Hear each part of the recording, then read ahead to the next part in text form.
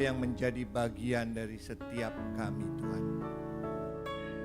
Sore hari ini, malam hari itu, biar itu tidak ada yang terlepas, terbengkalai atau terlewat begitu saja. Nyatakan dirimu, Tuhan Roh Kudus, di tengah-tengah kami saat ini. Dan berbicara, bahkan memberikan pengertian kepada setiap kami sesuai dengan level intelektual kami, level understanding kami, Tuhan. Untuk aku tahu, Tuhan, karena perkataanku, perkataan manusia yang terbatas, tetapi Engkau, Tuhan yang tidak terbatas, yang mampu memberikan revelation, yang mampu memberikan pengertian yang sesungguhnya. Kami persilakan Tuhan Roh Kudus, Engkau benar-benar immerse kami, masukkan kami, tenggelamkan kami di dalam anugerah itu. Terima kasih Bapa, terima kasih Tuhan Yesus. Di dalam nama-Mu Tuhan Yesus kami berdoa dan mengucap syukur. Yang percaya katakan amin, amin. Yang di depan ada duri ya bangkunya. Hah? Yang di depan ada duri enggak? Kok? Apa saya belum mandi kali ya? Takut ya? Ayo depan yuk. Ayo di depan. Jadi belakang kurang diurapi gitu ya. Enggak, sama aja, tapi enakan di depan. Saya jadi ada temen gitu loh. Kalau saya sendirian kan kasihan. Nih ya. Terima kasih buat Pak Stephen, Ibu Elizabeth yang kasih saya kesempatan malam hari ini. Saya dengan Ibu Elizabeth itu teman SD. Iya. Tapi saya pernah ketemu berapa tahun yang lalu ya. 10 tahun yang lalu. Pokoknya saya pernah isi di gereja pagi-pagi, setelah itu saya diajak makan. Duduk hadap-hadapan begini, tidak saling mengenal. Kemudian teman saya masukin di WhatsApp grup, ada cerita-cerita dia, maksudnya Ibu Elizabeth, beliau ini ada di gereja pelayanan, gereja apa namanya dulu temporary? Junction. Terus saya bilang, loh saya pernah itu loh ngisi di sana loh di Junction Church gitu kan. Cerita-cerita, ya itu saya. Jadi kita hadapan muka begini tapi tidak saling kenal. Iya, itu luar biasa. Ya, saya di depan sini ada Shirley Octavia. Shirley juga bekas jemaat di Sydney, Australia. Saya sudah 39 tahun di Sydney, Australia. Dan saya diizinkan untuk mengembalakan gereja di sana. Saat ini kita punya 2 jemaat, yaitu bahasa Indonesia dan bahasa Inggris. Jadi kalau mau ke Sydney, boleh kontak saya. Tapi bayar sendiri perginya. Oke, sore ini saya sampai jam berapa nih? Jangan, saya setelah ini saya langsung ke airport, jadi jam 00.55 saya harus ke Manila. Jadi saya harus bertemu dengan hamba Tuhan di sana. Saya udah baru seminggu sih, minggu lalu saya ada pertemuan di Bali. Oke. Ada satu saat saya waktu duduk di office, Tuhan bilang gini, you treat me like a beggar. Kamu memperlakukan saya seperti gembel. Saya bilang kok aneh Tuhan ngomong kayak gitu. Jadi saya ada di office gereja gitu kan. Ya sudah, biasanya kalau Tuhan cuma nyeletuk gitu, Roh Kudus jelaskan gitu loh. Jadi contohnya gini, misalnya Pak Stephen sama Ibu Elizabeth pergi ke Jepang. Ya kan, mereka beli baju tidur dari Sutra. Harganya 5.000 Japanese yen gitu loh. Nggak tahu di sini berapa, pokoknya mahal lah. Itu warnanya waktu dibeli tuh merahnya benar-benar merah, hijaunya tuh benar-benar hijau, kuningnya benar-benar kuning. Tiap hari Ibu Elizabeth tuh pakai itu baju tidur. Dan itu dibeliin 15 tahun yang lalu. Warna merahnya sudah jadi pink. Hijaunya udah hampir ya kekuning-kuningan. Ada sobek di sini, oh nggak apa-apa, enak, ada anginnya gitu loh, ada ventilasinya gitu loh. Kira-kira Pak Stephen jengkel nggak?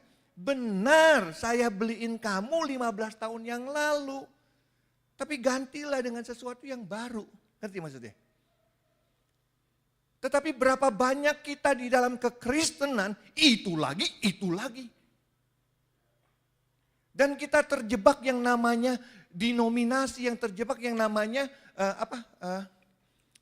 kalau bahasa Indonesia apa? Sinode. Berapa banyak sinode di Indonesia saat ini? Lebih dari 1000 kali ya. Lebih loh katanya loh. Bayangin, kita cara menyembahnya sama. Semuanya tuh sama, makanya gini. Apa yang saudara tahu, apa yang saya tahu, apa yang para pendeta tahu, apa yang para tokoh agama tahu, terlalu sedikit dibanding dengan apa yang mereka atau saya belum tahu. Setuju nggak? Setuju ya? Tapi kenapa kita puas? Cara puji-pujian, penyembahan, oke lagunya slow ya. Habis slow, kurabala syanda ya ilah. Udah gitu lagunya, siapakah aku ini Tuhan. Terus penyembahan, ya ilah saya bilang. Ngerti? Saya dilahirkan dari gereja karismatik. Karismatik yang paling diinin bahasa roh. Ya kan? Doa pelepasan dulu. Tengking sana, tengking sana. Itu kita pelajari ya. Apa yang kita tahu itu terlalu sedikit dibanding dengan apa yang kita belum tahu. Berarti kalau saudara nggak mau tahu, ya saudara bodoh sendiri. Benar nggak? Siapa yang mau seperti itu? Saya nggak mau. Semenjak Tuhan nyatakan dirinya dengan perkataan seperti itu, saya benar-benar buka diri saya dan saya bukan jadi liberal, tetapi saya benar-benar mau masuk yang dikatakan I'm entered from glory to glory. Dari kemuliaan kepada kekemuliaan yang lain. Perjanjian lama itu dibandingkan dengan perjanjian baru dan itu juga kita bisa lihat di Alkitab itu waktu zamannya Yesus. Yesus itu ngomong sama siapa? Yesus itu banyak dealing sama siapa? Siapa yang kalau saya tanya siapa yang baca Alkitab atau siapa yang nggak pernah baca Alkitab, yang mana yang enakan ditanya? Kalau saudara baca Alkitab, Yesus itu ngomong sama siapa kebanyakan? Dengan bangsa Israel kan. Bangsa yang tahu hukum Taurat. Bangsa yang mengerti hukum Allah. Dan yang paling penting dia banyak mengecam siapa? Hah? Orang Farisi dan Sadusi. Makanya Yesus nggak bilang hati-hati, bukannya tidak diperhatikan, bodoh kalau nggak diperhatikan. Yesus nggak pernah bilang hati-hati setan. Tapi orang karismatik nih, karismatik yang di sana, di sini nggak ada. Apa-apa, saya lihat loh waktu kebaktian tuh ada setan di pulpit tuh, ya kan? Di dalam hati kamu tuh ada setan. Jadi kebanyakan setan yang dilihat, bahkan orang-orang yang jago peperangan rohani, yang katanya spiritual warfare, dia tahu di mana setan, dia tahu di mana lobang setan. Ya, yang diinginkan setan kan? Cuman kasihan ya nanti dia masuk surga, dia jobless. Enggak ketemu setan di sana. Dan yang lebih parah, dia akan senggol Ibu Elizabeth atau Pak Stephen bilangin, yang mana sih Tuhan? Karena dia enggak pernah tahu dan dia enggak pernah bergaul dengan Tuhan. Di dalam perjanjian baru Yesus ngomong seperti itu. Kemudian zaman Yesus bangkit dan setelah itu banyak tulisan Paulus dibanding dengan tulisan para muridnya. Perhatikan, makanya saya bilang, saya khotbah gini, kalau saudara tidak pernah baca Alkitab, itu akan hilang. Tapi setidak-tidaknya firman Tuhan itu bisa tertanam dan harus tertanam dan harus bertumbuh kalau saudara tambahin terus untuk di dalam pengertian. Ya. Saya mau saudara setelah ini jangan sampai saudara nggak pernah baca firman Tuhan. Rugi loh, rugi. Ya. Nah, waktu Paulus tulis itu, kenapa tulisan Paulus lebih banyak daripada tulisan murid Yesus? Paulus itu bergaul sama Tuhan Yesus gak waktu dia hidup sebelumnya? Tidak loh. Tapi murid-muridnya bersama Tuhan Yesus kan 3,5 tahun. Karena Paulus kalau saudara lihat tulisannya, the mystery. Ya kan? Mystery bahasa Indonesianya apa? Rahasia. Rahasia yang dicari para nabi, ya kan, rahasia, misteri. Nah, Paulus dapatkan misteri itu karena roh Tuhan yang di dalamnya itu aktif. Dan benar-benar dia membiarkan dirinya dipakai Tuhan. Sekarang saya tanya, siapa yang percaya sama Tuhan? Angkat tangan. Enggak semua. Oke. Sekarang saya tanya nih, siapa yang dipercaya Tuhan?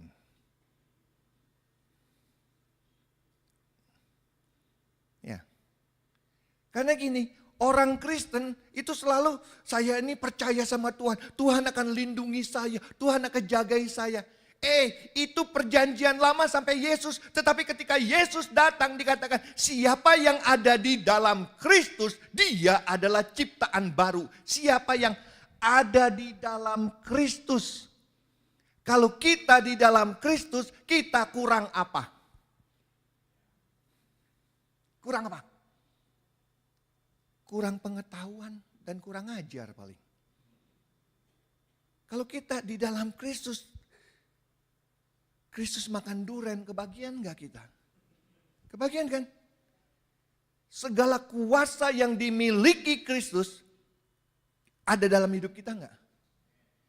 Kalau kita masih bilang aku percaya Tuhan, aku terbebas, aku punya masalah, punya problem tapi Engkau lindungi, itu orang cuma percaya. Tetapi orang yang dipercaya Yesus dikatakan apa? You are the ambassador of the kingdom. Itu loh kita panggilan kita. Makanya hidup kekristenan saudara up and down, up and down. Karena saudara cuma percaya. Tapi saudara nggak tahu kalau saudara dan saya yang ada di dalam Kristus sebagai ciptaan baru, itu orang-orang yang dipercaya. Amin. Setuju nggak saudara? Benar loh. Coba lihat Petrus ya. Di Petrus 6 kalau nggak, di Kisah Para Rasul 6 kalau nggak salah. Saya nggak siap di situ, tapi di situ dikatakan ketika Petrus mau lewat, kurang lebih ceritanya gitu, kemudian mereka taruh orang-orang di jalanan yang sakit gitu loh. Dan orang-orang yang sakit itu kena bayangannya Petrus dan mereka menjadi sembuh. Apakah Petrus punya bayangan ada substannya, ada sesuatu yang bisa dipegang? Bisa nggak pegang bayangan Yesus? Pegang bayangan Petrus? Gak bisa kan? Kayaknya saya ngomong di sini, saya khotbah lebih antusias daripada yang denger dah kayaknya nih. Waktu Petrus lewat itu bayangannya kena. Sebenarnya bayangan Petrus itu tidak punya arti apa-apa. Tetapi siapa yang membayangi Petrus, itu yang berarti sesuatu. Siapa yang membayangi saudara, karena saudara dan saya ada di dalam Kristus, itu yang menentukan. Dan lagi pula hidup kekristenan kita sekarang, kita bukan orang yang minta-minta diberkati. Kita adalah berkat itu sendiri. Dan dunia butuh saudara dan saya. Dan itu saudara harus yakini, iblis selalu bohongin saudara dengan apa? Kekurangan, kebutuhan, dan segala sesuatu yang membuat kita jadi hilang iman kita. Karena dia apa? Bapak pembohong. Tugasnya dia apa? Mencuri, membunuh, dan membinasakan. Tetapi yang oon di sana tuh percaya terus sama tuh setan. Sampai Tuhan aja ditanya, Tuhan sebenarnya Engkau ada enggak sih Tuhan? Kita lebih percaya kepada Apa yang iblis taruh dalam hidup kita, di dalam pikiran kita, di dalam keluarga kita, di dalam ekonomi kita, di dalam hubungan keluarga kita. Kenapa kita nggak bilang, no way. Aku lebih percaya kepada Bapakku. Makanya kalau level saudara di dalam ikut Kristus itu cuma bisa ke gereja, bisa melayani, apalagi kalau sampai cuma bisa bayar perpuluhan. Rugi. Udah jauh-jauh naik motor susah, nyasar, bensin mahal, suruh bayar perpuluhan lagi, gak dapat apa-apa. Rugi loh. Dan saya juga nggak percaya dengan perpuluhan. Habis ini saya nggak diundang lagi, saya percaya. Mungkin. Saya nggak percaya sama perpuluhan. Saya nggak pernah ngajar perpuluhan. Contohnya gini, saya jelasin dulu ya, nanti supaya nggak salah ngerti. Dunia ini semua dan miliknya itu milik siapa? Hah? Tuhan kan? Terus kalau saudara kerja, gaji saudara 1.000. Saudara mau bayar perpuluhan berapa? 1.000 kok 1.000.000? Loh, kok punya iman? 1.000, 10 dari 1.000 berapa? 100 kan? Punya Tuhan berapa? Hah? Punya Tuhan berapa, Dek? 100. Ngerti? Tadi udah dibilang, semua ini milik Tuhan. Terus kita mau bayar perpuluhan, kita gajinya 1.000, kita kasih ke Tuhan berapa? 100 kan ke gereja. Tapi saya tanya, punya Tuhan berapa? Ya semua 1.000. Dan lagi pula Alkitab katakan bahwa kamu telah dibeli lunas. Makanya saya bilang saya di gereja nggak pernah ngajar perpuluhan, tapi saya ngajar perseratusan karena kamu sudah dibeli lunas milik Tuhan diri kamu. Jadi kamu nggak takut untuk kasih.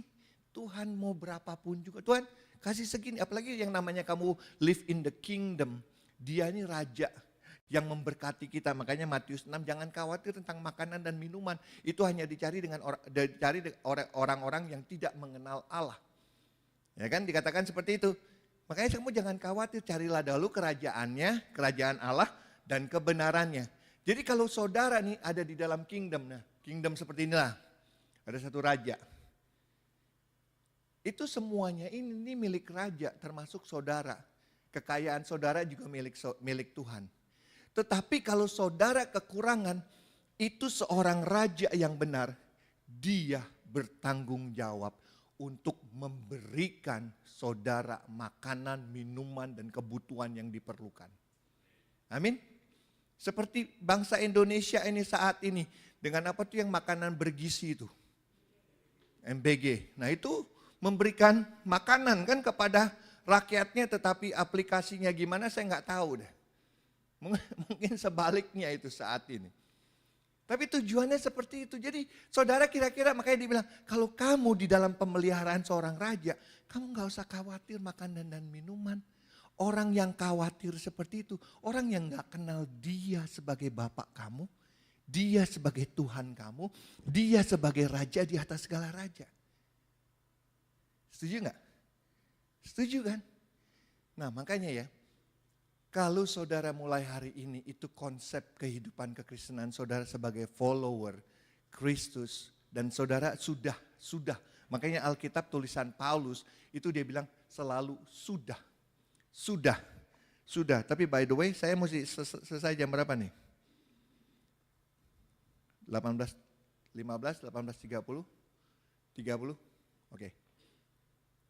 Itu sudah. Jadi kalau saudara minta diberkati, itu sudah. Kalau saya tanya, siapa yang mau diberkati? Saudara angkat tangan. Terlambat. Saudara sudah ada di dalam Kristus, kepenuhan Kristus sudah menjadi milik saudara. Benar enggak? Benar kan? Semuanya sudah milik saudara dan saya. Makanya saudara cuma jadi orang percaya. Apakah saudara benar-benar di sini adanya? Saudara sudah menerima apa yang saudara percaya dan saudara sekarang menjadi orang yang dipercaya Tuhan. Kita ini adalah ambasadornya Christ for this earth, for this world. Ini loh bedanya. Dan semua tanggung jawabnya itu Tuhan yang tanggung jawab. Makanya kalau saudara belum pernah ngalamin, saya tantang saudara. Terutama hari-hari ini saudara yang mengalami masalah, mengucap syukurlah. Karena apa? Bukan karena masalahnya, tetapi Tuhan sedang tertarik dengan hidup saudara. Dia lagi tertarik gitu, karena ya saya sudah punya anak 2. Ya, laki perempuan, jadi laki sudah menikah dan saya dikaruniakan 3 cucu, 3-tiganya laki. Ya. Terus anak saya yang wanita belum. Saya mau ngomong apa tuh jadinya? Bukan cucu. Anak ya. Pokoknya gini, dalam kehidupan kita, itu waktu kayak cucu saya baru lahir. Cucu saya baru 3 bulan, yang ketiga. Dia waktu lahir, saya lihat kakinya 2, tangannya 2, jarinya 10. Jari kakinya juga 10. Dia komplit. Alkitab katakan, you are complete in Christ. Saudara ini sudah komplit di dalam Kristus. Nah, bayi yang lahir itu tuh udah komplit. Tetapi kekompletenesan bayi yang cucu saya itu belum bisa berfungsi. Dia harus grow, harus bertumbuh dan dia harus menjadi dewasa. Dan ketika dia menjadi dewasa dan bertumbuh, bukan jarinya itu jadi tadinya 5 yang di sebelah sini jadi 20 gitu loh. Itu namanya oktopus gitu loh. Kakinya juga gitu, bukan itu. Tetapi dia tahu cara, kayak sekarang nih. Dia suka gitu, terus dia suka cakar-cakar. Ya kan, makanya dipakein sarung tangan. Karena dia belum tahu memfungsikan jarinya. Tapi kalau misalnya saudara, siapa namamu? Ya. Hah? Jamin. Oke. Kamu mau makan, berantakan. Kira-kira kalau kamu tinggal sama orang tua kamu dimarahin gak? Apa disayang? Oh kamu ini ya belum bisa megang sendok ya? Enggak. Lu gimana sih makan kayak begini aja berantakan kayak bebek katanya. Ngerti? Kalau sampai saudara tidak bisa menggunakan apa yang Tuhan percayakan dalam hidup saudara, saudara akan tetap baik. Nah kita waktu kita bertumbuh, sekarang setiap orang kita tahu cara megang pensil, kita tahu kita bisa tulis. Bukan completeness yang dia kasih dalam hidup kita, itu berarti tambah banyak. Bukan itu, tetapi kita tahu cara menggunakannya. Ya, poin yang pertama, jadi saya bilang, kamu atau saudara dan saya harus tahu, kita nggak stop di mana kita cuma percaya kepada Tuhan. Tapi kita harus jadi orang yang, kita harus mengerti bahwa kita ini adalah orang-orang yang dipercayakan Tuhan. Amin? Oke, saya masuk dalam firman-Nya, kita lihat. Can I have my slide? Oh, kesana nggak ada ya? Kesana ada nggak? Oh, di sini. Oke, kita baca. Saya mau di situ ada bahasa Indonesianya nggak saya taruh? Ini bahasa Inggris ya. Oke, bahasa Indonesianya dulu di second slide. Oke, saudara baca ya, biar saya diem gantian, capek. Oke, 3, 2, 1, saudara baca.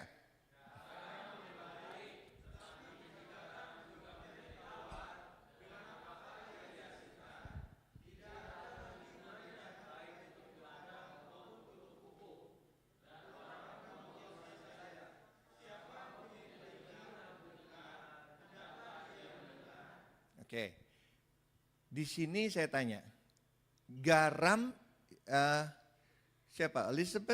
Ibu Elizabeth itu kimia bukan sekolahnya? Atau Pak Steven? Bukan. Biasanya orang Jerman, sekolah di Jerman tuh banyak chemical sama mechanical engineering. Oke, kalau orang yang chemical itu kan garam bisa hilang nggak asinnya? Hah? Bisa nggak?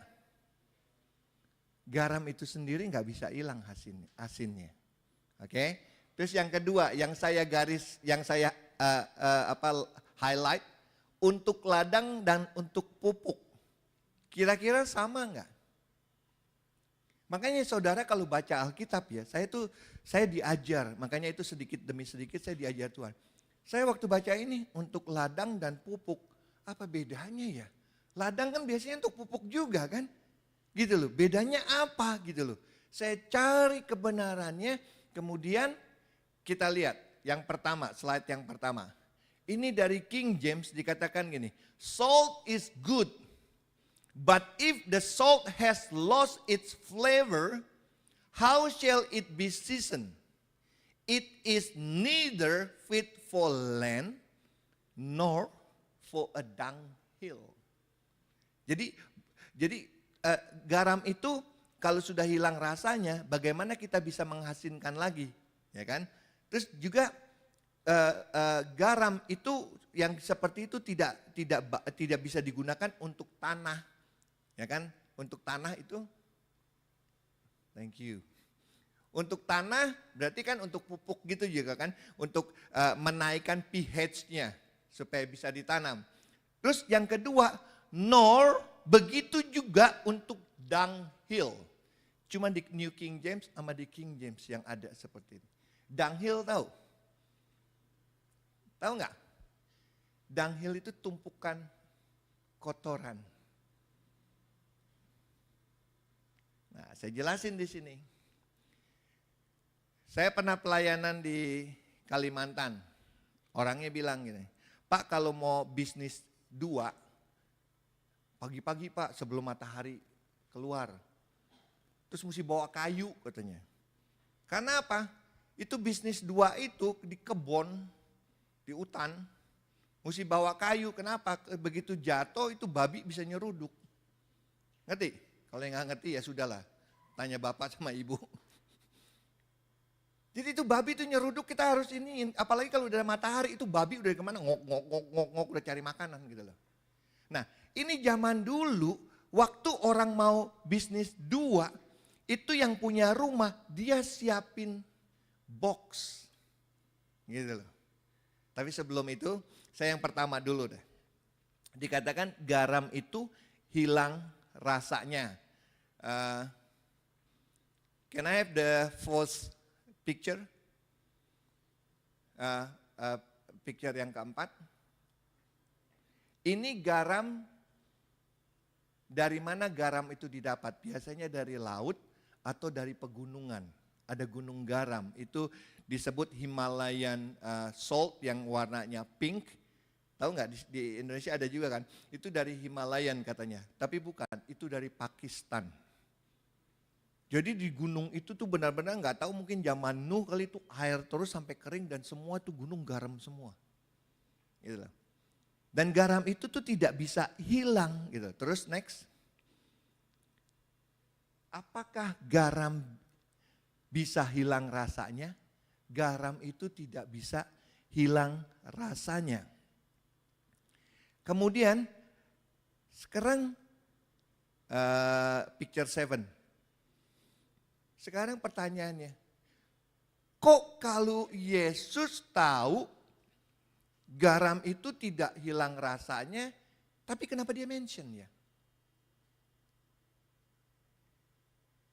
Jadi garam itu sebenarnya tidak bisa hilang, tetapi kalau garam itu hilang, dalam hati Yesus bilang gini, kamu bisa hilang rasanya, garam itu bisa hilang fungsinya kalau bercampur.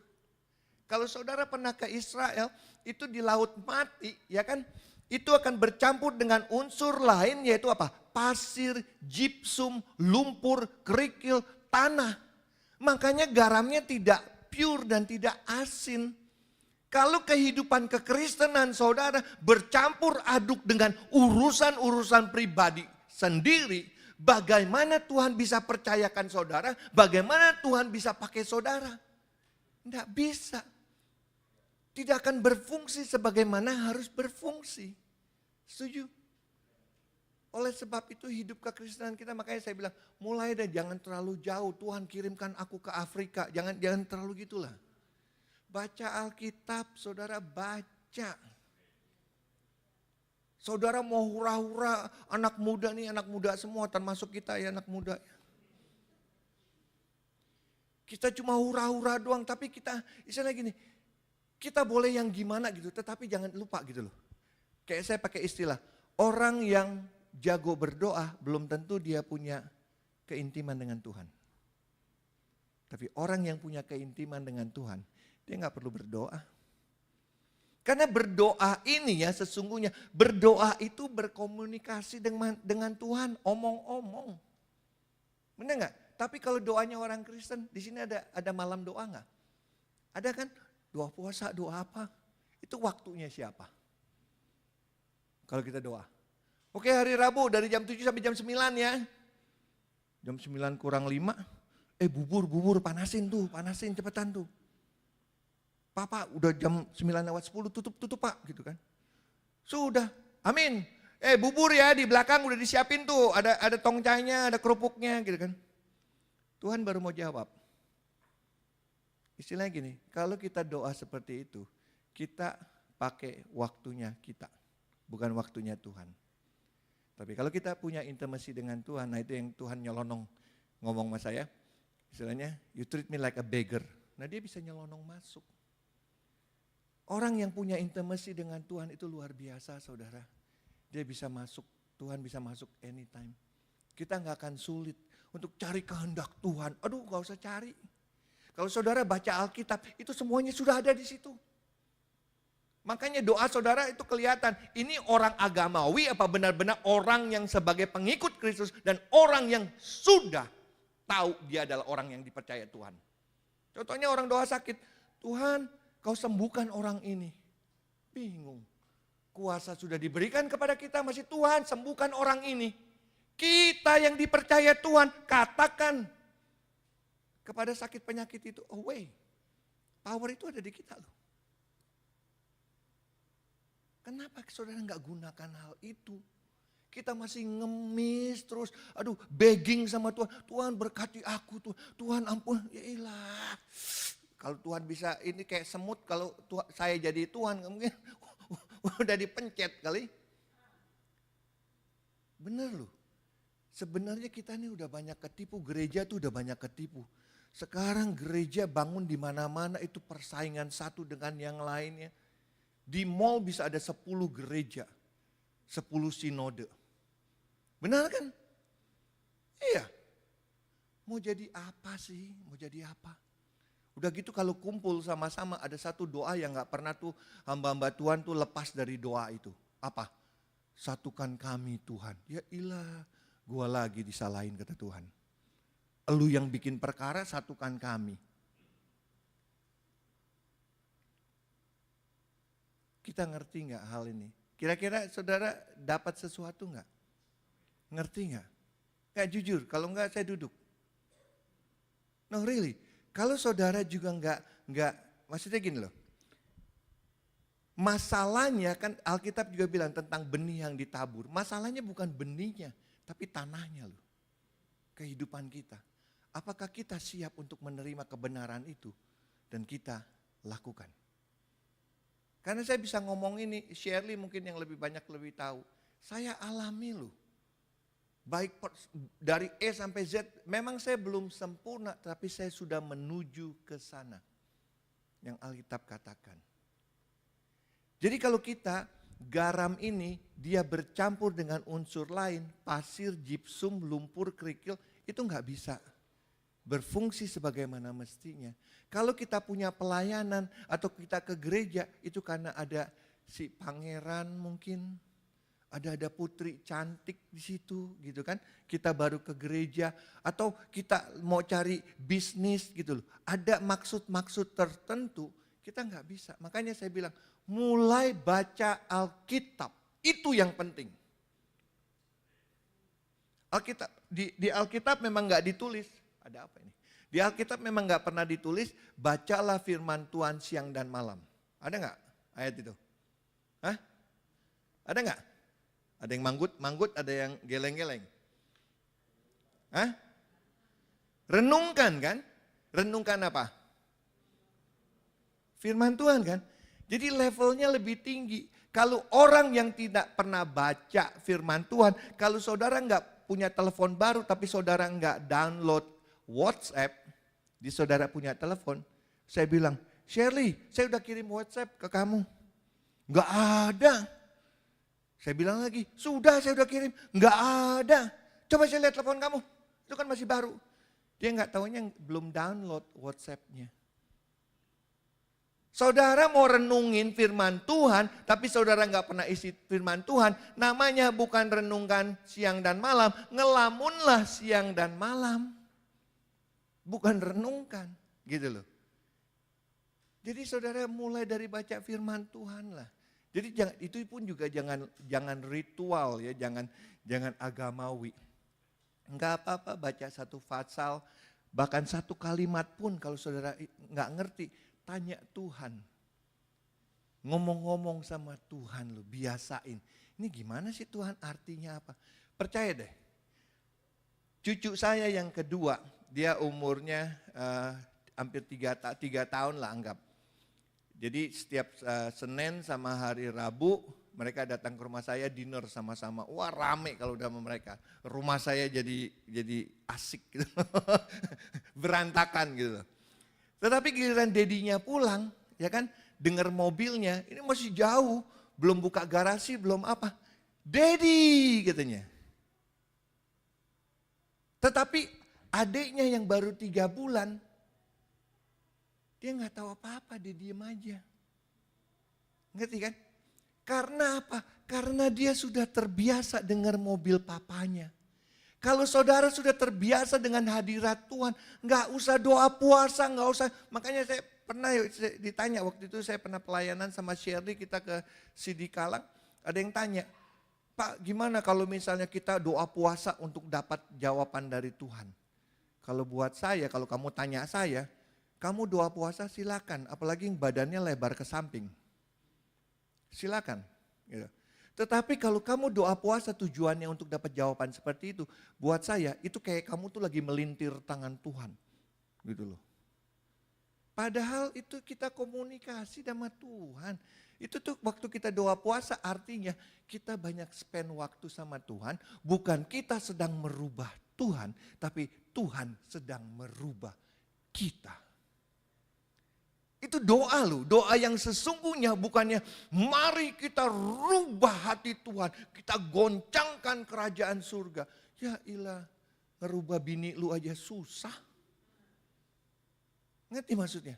Mau ngerubah Tuhan, ngerubah diri kamu aja sama saya juga susah, kita mau ngerubah Tuhan. Makanya konsep doa bukan kita sedang merubah Tuhan, tapi kita belajar untuk diubahkan Tuhan. Amin. Konsep-konsep kebenaran itu yang saudara selama ini dengar, makanya saya bilang itu cuma agamawi. Sama semua agama seperti itu. Tapi kekristenan yang namanya follower of Christ itu totally different. You are more than a conqueror. Dan itu sudah. Sudah. Oke, poin yang kedua. Setelah ini, lihat. Next. Box yang isinya tidak berfungsi selama masih belum disentuh. Oke. Nah ini yang dunghill itu untuk tanah dan untuk dunghill atau tumpukan kotoran. Nah zaman dulu waktu mereka buang air, itu mereka buang air, dia gali tanah, setelah itu mereka tutup. Nah waktu mereka tutup, itu yang punya rumah sediain box. Itu isinya garam. Garam itu kalau dia garamnya tidak asin, itu bercampur dengan lumpur, dengan tanah, dengan pasir. Waktu dia taruh walaupun berapa banyak, mestinya kan itu jadi disinfektan. Supaya dia enggak bau, enggak semua kan. Dia tutup. Tapi itu enggak berfungsi. Karena garamnya itu kotor, enggak murni. Saudara dan saya, kalau saudara punya pelayanan itu tidak murni, itu tidak akan berfungsi saudara. Gereja yang besar itu belum tentu di mata Tuhan itu berfungsi saudara. Tapi yang berfungsi adalah yang berfungsi. Nah, walaupun itu ada di dalam boxnya itu saya gambarin kayak box yang dari gold, dari emas. Kalau saya gambarkan di gereja yang besar gerejanya. Musiknya hebat, lampunya pakai smoke, wah penerima tamunya hebat. Tetapi lingkungannya tidak pernah terjamah. Mereka tidak pernah jadi berkat buat orang-orang di sekitarnya. Contohnya, kalau seorang raja tiba-tiba dia keluar dari kerajaannya, dia naik kereta raja, dia lihat, kok rakyat saya ada yang miskin ya? Ada yang minta-minta, dia minta ajudannya. Tolong lemparkan itu. Ya raja nggak tahu, lemparkan itu yang ada di peti saya. Terus ajudannya bilang, oh jangan raja, orang dari mereka ini orang kecil, jangan kasih emas. Karena di depan raja itu ada kotak isinya emas. Jangan kasih itu, perak perunggu juga sudah cukup. Raja itu bilang apa? Aku nggak simpan perak dan perunggu, yang ada padaku itu yang sangat berharga, yaitu emas. Tapi kalau emas itu tetap ada di dalam box, jadi berfungsi nggak buat orang lain? Tidak. Dan saudara, itu emas itu yang saya katakan itu. Karena saudara dan saya ada di dalam Kristus, itu dia sudah invest dalam hidup saudara. Saya mau kasih tahu. Saudara percaya atau saudara tidak percaya, saudara mengerti atau saudara tidak mengerti, saudara mau terapkan atau tidak terapkan dalam hidup kekristenan saudara, saya mau beritahu bahwa dia sudah invest dalam hidup setiap orang percaya, ya dan amin. Terserah saudara. Mau dijadikan itu sebagai sesuatu yang saudara pegang dan hidup saudara terus berkembang. Jadi saudara dengan penyakit, dengan problem, ya problem Tuhan akan jaga saya. Itu orang yang masih percaya sama Tuhan. Tapi orang yang sudah dipercayai, ya gue tahu kok semua orang punya problem. Bapak gue tahu, siapa takut. Itu loh orang yang dipercaya. Dia penuh keyakinan, dia penuh kepercayaan. Bagaimana dengan hidup kita? Seperti itu box juga. Walaupun boxnya mewah, garamnya itu benar-benar pure 100% garam. Tetapi saking cepet-cepetnya gitu loh. Dia habis buang bisnis 2, dia tutup pakai tanah, dia lupa. Dia buka, dia taruh garamnya, dia lupa. Langsung dia berangkat, dia pakai, dia pergi. Kira-kira garam yang banyak di box nggak dikeluarkan dan menyentuh yang kotor, berfungsi nggak? Tidak.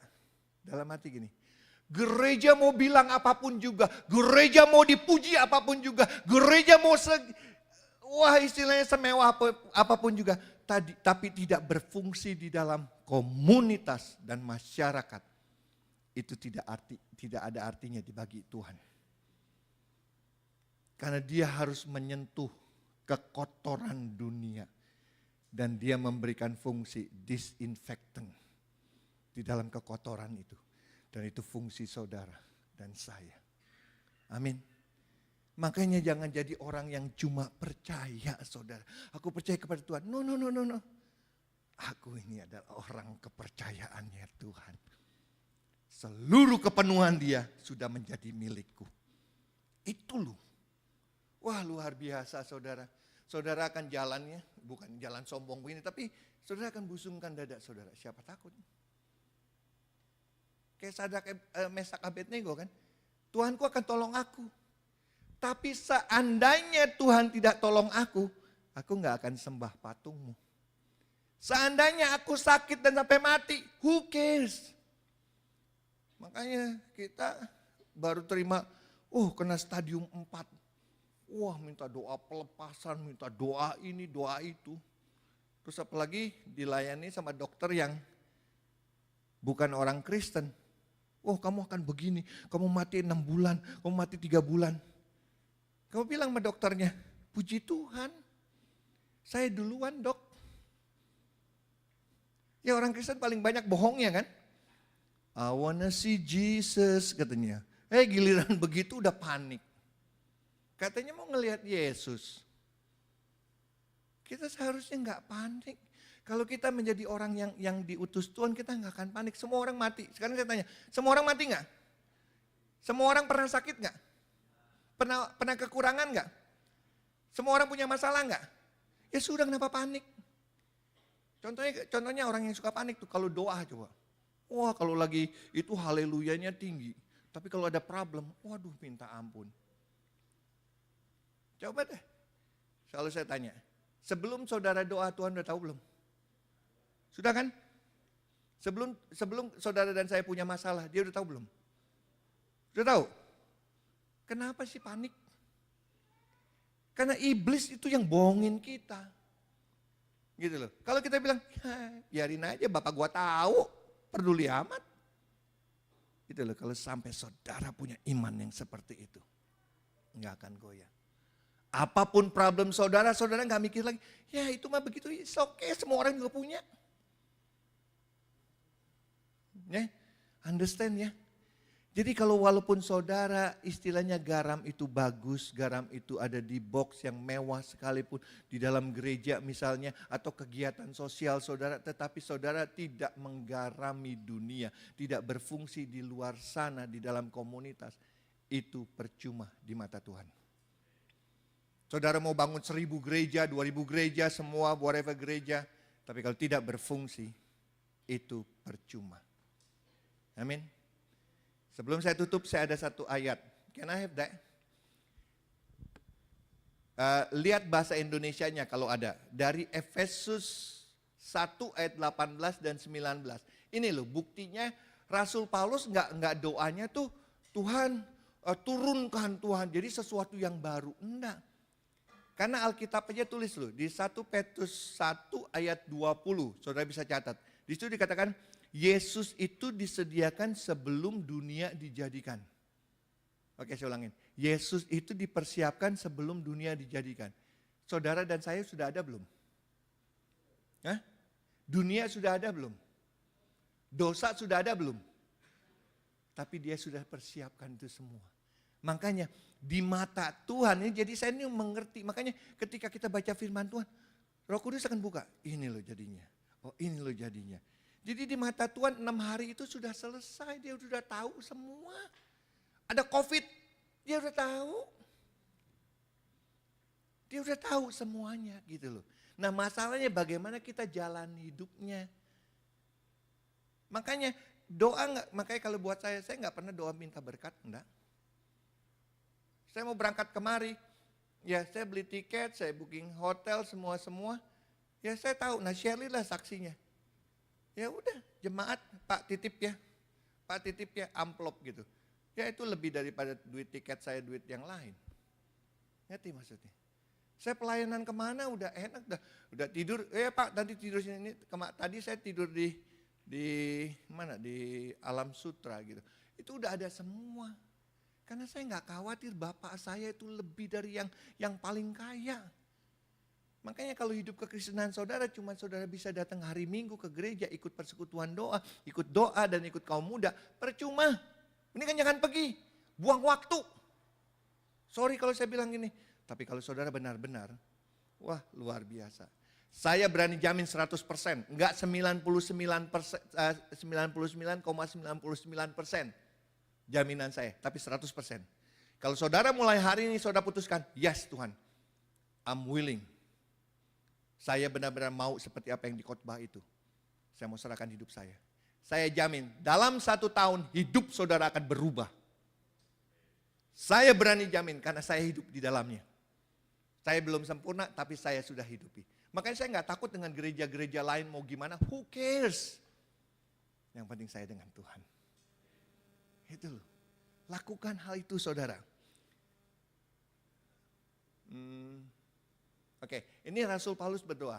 Dan supaya ia menjadikan, jadi Roh Kudus itu menjadikan mata hatimu, mata hati kita nih orang percaya, agar kamu mengerti pengharapan apakah yang terkandung dalam panggilannya, betapa kayanya kemuliaan, bagian yang ditentukannya bagi orang-orang kudus. Terus, jadi dia berdoa nih bukannya Tuhan turunkan anugerah, Tuhan dia udah tahu. Cuma dia berdoa supaya mata kita tuh terbuka dan mengerti atas apa yang Tuhan Yesus kerjakan di kayu salib. Dia sudah bayar seluruhnya dan dia sudah serahkan kepada kita sebagai anak-anaknya. Ya, 19-nya. Ini kalau bahasa Indonesia simple. Dan betapa hebat kuasanya bagi kita yang percaya. Oke, betapa hebatnya kuasanya bagi kita yang percaya. Jadi kuasanya dia hebat bagi kita yang percaya. Kalau kita nggak percaya, nggak akan mengalami kehebatan ya kan? Setuju ya? Sesuai dengan kekuatan kuasanya. Kayaknya kurang ini. Tapi saya kalau pakai The Passion Translation, coba lihat. Yang ayat 19-nya.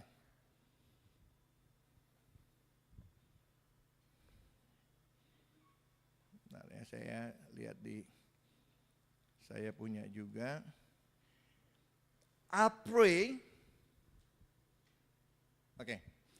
pray that you will continually experience. Artinya saya berdoa untuk saudara ini terus menerus mengalami. Saudara punya experience terus menerus gitu loh. Ya kan, the immeasurable greatness of God's power made available to you through faith. Yaitu atas apa? Atas segala kuasa Tuhan yang gak bisa dibatasi. Itu bisa dilakukan, itu tersedia bagi saudara dan saya. Kalau kita terima dengan iman, kita percaya dengan iman kita. Then your life, tunjuk teman yang kanan kiri gitu, your life, my life. Dikatakan, then your life will be advertisement of this immense power as it work through you. Dan kita menjadi iklannya Tuhan. Dan iklan itu terjadi lewat kita. Jadi dalam arti gini, Tuhan ini mau kita tuh jadi iklannya Tuhan. Tapi selama ini apa? Kita mempermalukan Tuhan kan. Lu mah sama aja lu, Kristen sama gak Kristen. Nyolong pensil di kantor sama aja lu nyolong lebih banyak malah. Jam kerja, lu mah sama aja. Gue suka bolos, lu juga bolos. Ngerti maksudnya? Coba kita nih jadi sesuatu. Kalau ada teman kita sakit, can I pray for you? Boleh gak saya doa? Yakin, makanya gini loh. Saudara mau bersaksi, nggak usah ada kegiatan evangelis keluar gitu loh. Menginjil keluar, nggak usah. Saya cuma bilang ini, apa yang saudara punya, itu juga yang bisa saudara kasih.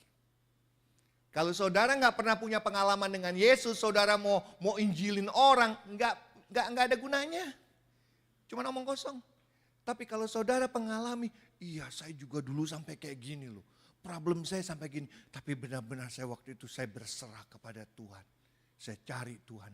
Dan saya dapat jawaban. Mungkin jawabannya bukan jawaban atas masalah saya. Tapi saya temukan Tuhan. Gitu loh. Kalau saudara punya kesaksian yang seperti itu daripada saudara nginjilin orang cuma teori doang. Coba. Habis itu saudara akan bosan sendiri. Oke, saya teruskin lagi ya. Musician can you up?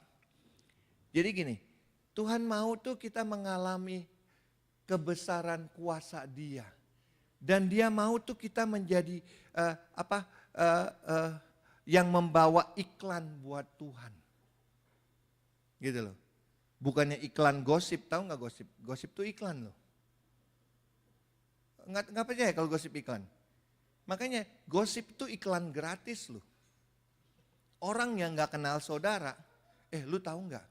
Si John tuh yang itu tuh, yang orang itu nggak kenal kan. Yang mana? Itu loh yang kalau ke gereja suka pakai bajunya merah. Sorry kalau ada yang pakai baju merah. Yang pakai bajunya itu terus gitu loh, yang itu loh. Oh yang itu ya, iya. Padahal orang itu nggak kenal. Jadi tahu kan? Percaya omongan saya. Jangan pernah bela kebenaran. Kebenaran adalah kebenaran, tanpa dibuktikan dia benar, dia sudah benar. Ya. Orang mau gosipin saudara, who cares? Free advertisement. Satu saat waktu Tuhan balikan kebenarannya. Wah, luar biasa ya kamu. Waktu kamu dijatoin, kamu diam aja. Waktu kamu dihina, waktu dicaci, waktu disalahgunakan, kamu diam aja. Orang lain lebih menghargai saudara daripada saudara harus bela diri. Ya? Oke, ngerti ya? Jadi saat ini saya mau saudara bukan jadi hanya orang percaya. Orang percaya itu ya, itu orang agama. Ya percaya kita masuk surga, hanya agama kita yang masuk surga. Itu kan saudara tiri kita selalu bilang gitu. Hanya agama kita yang masuk surga, sampai ada surga kapling loh. Ya kan? Saudara harus pegang kakinya si Hap-Hap gitu loh.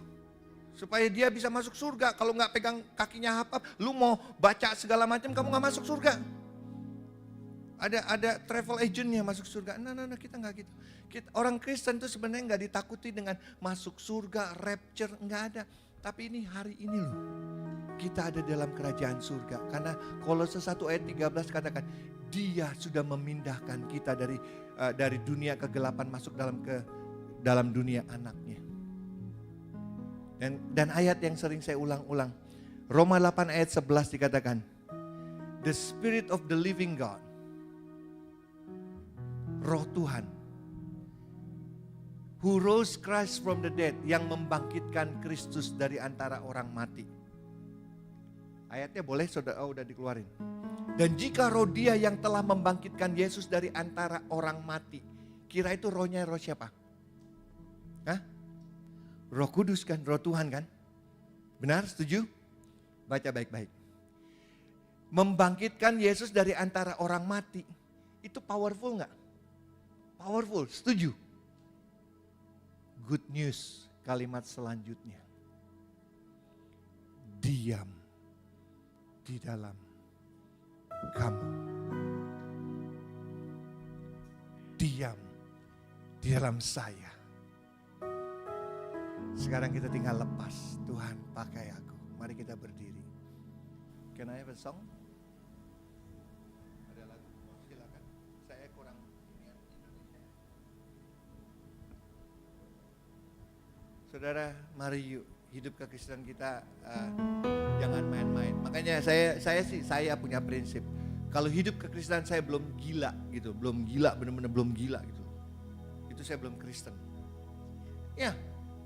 Jadi yang benar-benar ekstrim gitu loh. Kalau misalnya saudara mau bangun gedung ini, dihitung-hitung, oh kita kurang atau kita cukup nih, kita bisa bangun ini, duitnya ada, ininya ada, itunya ada. Kita perlu berdoa dan butuh Tuhan enggak? Enggak, ya udah ada semua. Tapi kalau giliran Tuhan suruh sesuatu kita nggak ada, ini nggak mungkin Pak Steven, ini nggak mungkin Bu Elizabeth. Tapi Tuhan suruh lu. Seperti murid Yesus, tebarkan jalamu ke kanan. Lu tukang kayu bisa apa? Gua tukang ikan, bapak gua tukang ikan, nelayan. Kita udah semalaman nih, tidak dapat ikan. Tapi if you say so, I'll do so. Apabila engkau katakan, aku taati. Dan di situ akan jadi finish dan selesai. Waktu itu finish dan selesai, kita akan bilang gini, Shirley, kalau ini bukan Tuhan, gak mungkin. Seluruh kemuliaan hanya milik Dia. Kalau ku hidup bagimu, hatiku tetap